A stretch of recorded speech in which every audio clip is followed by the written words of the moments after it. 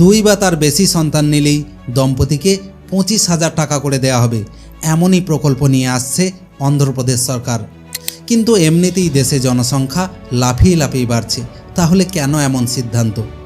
বর্তমানে অন্ধ্রপ্রদেশের TFR অর্থাৎ টোটাল ফার্টিলিটি রেট হলো 1.5%। TFR হলো জন্মহারের একটি গুরুত্বপূর্ণ সূচক, যা 15 থেকে 49 বছর বয়সী প্রজননক্ষম নারীদের জন্য গণনা করা হয়। এটি শতাংশের হিসেবে প্রকাশ করা হয়। TFR 2.1% হলো রিপ্লেসমেন্ট লেভেল, যা জনসংখ্যাকে স্থিতিশীল রাখার জন্য প্রয়োজন।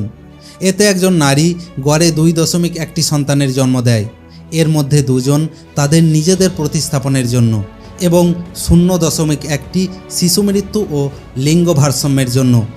তাই এই সূচক 2.1%-এর নিচে নামা মানে জনসংখ্যা দ্রুত কমে যাওয়া।